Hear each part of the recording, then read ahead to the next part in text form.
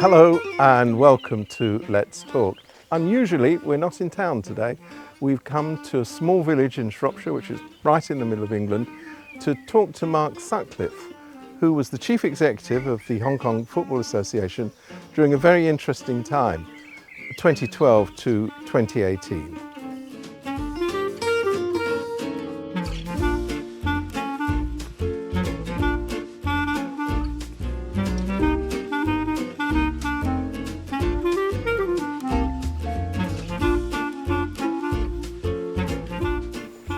So Steve, talking football seems like second nature to so many people, but it's not entirely that for you. Why? No, I was cured of football at a very early age, because when I was a kid I went to a school that was an Arsenal school. It really trained pupils to play football, and I realised that my great skill was in avoiding it, having nothing to do with it, and it worked fantastically. You got completely ignored.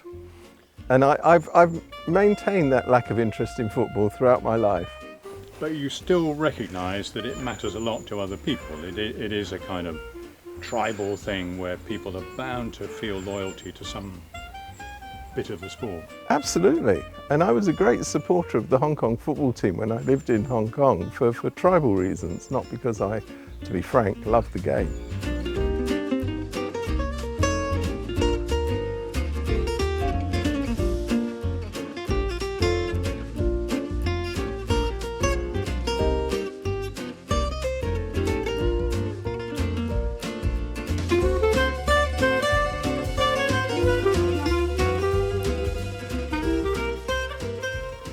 Now, I've been reading some of the blogs you wrote while you were doing the job, you were there, and one of the themes in them is you're saying that the perception of Hong Kong football is not great. Why is that? Or why was that? Maybe I should ask you in the past tense. So within Hong Kong, I think the perception, I mean, we should start by saying that football is the most popular game in Hong Kong.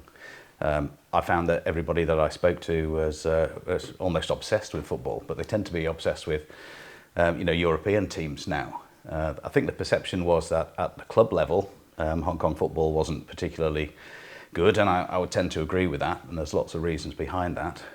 I have to say also that there is a perception that in some places that the game is a little bit corrupt. So if you don't believe that you're watching a game where everybody's trying as hard as possible to win, then it tends to take a bit of the gloss off it, and you think, well, I'm not going to go and watch a team that isn't intent on winning.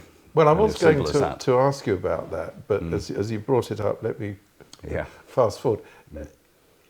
Is that a reality or is that a perception? No, it's a reality, and I don't think it's just Hong Kong. There's a lot of money in football, but less so in Hong Kong for the players, so they could actually earn more money by fixing games than they could for actually playing, to win. That was the sad reality of the situation there. And while I was there, we employed a company called Sport Radar. They're an international company. They monitor leagues all around the world, and they monitor the betting patterns, and they used to produce reports for us on a regular basis. And I was always shocked at the percentage of the games that they thought were fixed. Obviously, we tried to do something about it. While I was there, we kicked 2 teams out of the league because it was proven that they'd match fixing. I was there one day when... So this would have been what, at manager level? No, it tends to be maybe... You can't fix a game on your own. You maybe need 3 or 4 people to be involved. So it tends to be 3 or 4 players and maybe a coach. There was one incident where after the game, the ICAC and the police turned up and arrested the entire team. And one of the other things that I've seen you write is that you think that there isn't much respect, in fact, for Hong Kong players or indeed their trainers. I think that is changing a little bit, and it's some players are idolised. Some players, the people of Hong Kong actually, they love. But yeah, generally speaking, I think the perception is that the players are not as good as players from other countries. We were obviously trying to change that, and I think we did improve the standard while I was there. I don't really follow it particularly now. So I know they've had some very good results internationally, so the system must be working. So we're in your rather magnificent house with this room covered in memorabilia, including, obviously, Hong Kong memorabilia. Yeah. Can you tell me about these? You've got two, this is so we used to change the shirt every year through our sponsors. So that was my favourite of the Hong Kong representative team. That was kind of presented to me by them when I left. Yeah. And this is an important one for me because this was the ladies' team, and I was touched by the fact that they wanted to present me because it was about close to the time when I was leaving. And this is from, what is this from? This is from 2017. Yeah, this is when I was there. We hosted the Barclays Asia Trophy twice, and the Premier League came out with teams. While I was there, we had Tottenham, Leicester, Liverpool, Sunderland, West Brom. There was lots of teams came out and filled the stadium, the old stadium in those days, 40,000 people. One of my proudest days was when Liverpool came, and 40,000 people were singing "You'll Never Walk Alone." You're a Liverpool fan. It was the hairs were standing up, not on my head, but on the back of my neck. Yeah. One day I'll have a man cave and I'll fill it with things that remind me of my time in Hong Kong. Yeah, and we'll talk about your guitars on another occasion. Yeah, please don't ask me to sing. They look impressive. Yeah.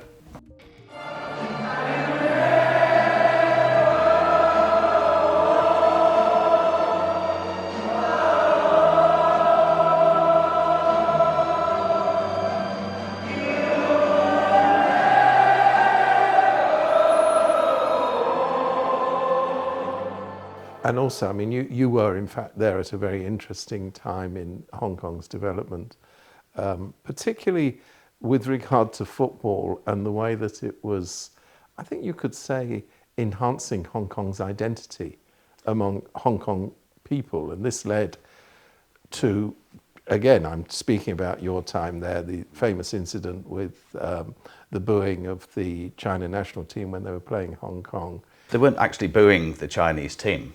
They were booing the Chinese national anthem. Yes. Because at the start of every game, obviously, every Hong Kong game, the Chinese national anthem was played.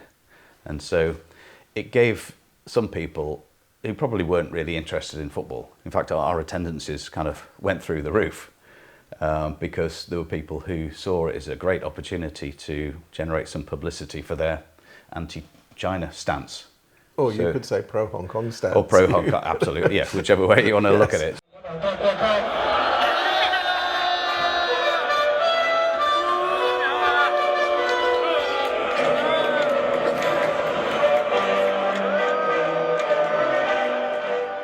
Because, I mean, football has actually got a history of being political in Hong Kong. You used to have pro-leftist teams and pro-Kuomintang teams. Yeah. It didn't come out of the blue. This is something that's always existed in football. Absolutely, and I think it's not just in Hong Kong. Football is inextricably linked with politics and every other aspect of life. You know, it tends to be a bit of a microcosm of that.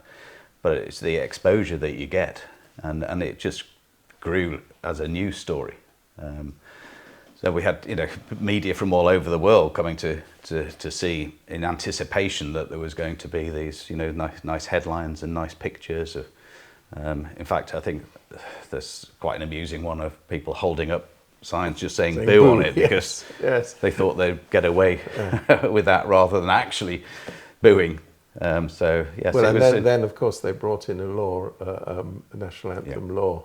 That's right. And now are still sending police to matches to make sure that the law is enforced. If people aren't, people have been arrested for not singing enthusiastically enough. I mean, I didn't realise that. Yes. Quite... Yeah. You might just be embarrassed that you can't sing properly, but the relationship with China was, an interesting part of the job, because Hong Kong is a separate nation as far as FIFA is concerned. So it enables Hong Kong to participate in the World Cup, in the Asian Cup and various other competitions. And we were always conscious that, you know, we wanted to develop a good relationship with the China FA, and we wanted to have kind of a symbiotic relationship where our players could go and play in China and vice versa, and use it as a vehicle to develop the quality of football.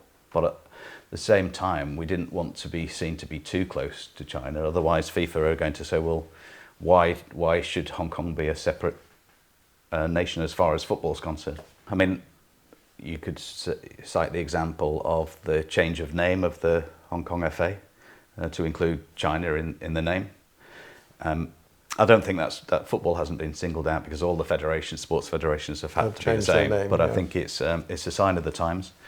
And after the 50-year handover period is concerned, I would be doubtful that the Hong Kong FA will exist. I'd be doubtful that Hong Kong as a representative side with its independence in FIFA will exist, because the rationale for that I don't think will be there anymore.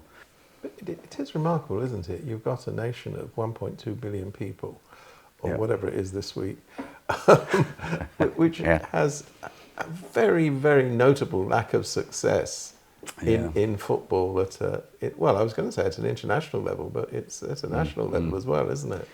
I think it's slid further down that track since I've left.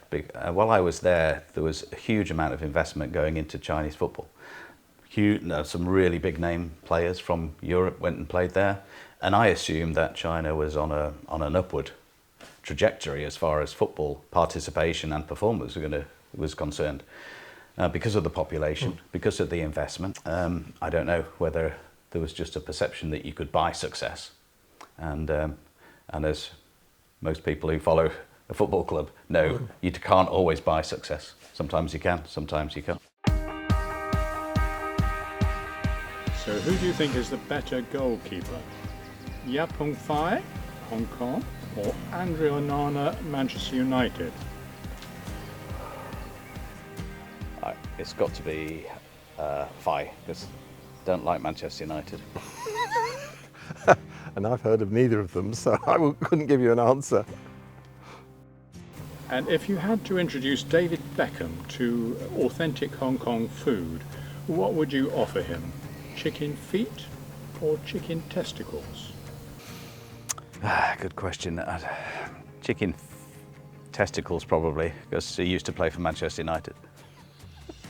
It's so nice to have an unbiased answer. I'll go with testicles. And if one day the World Cup final is held in Hong Kong with Hong Kong team facing England for the title, which jersey would you wear in the stadium? Hong Kong or England? Now I would have to say England. If it was between 2012 and 2018, I would have been torn and probably worn the Hong Kong shirt.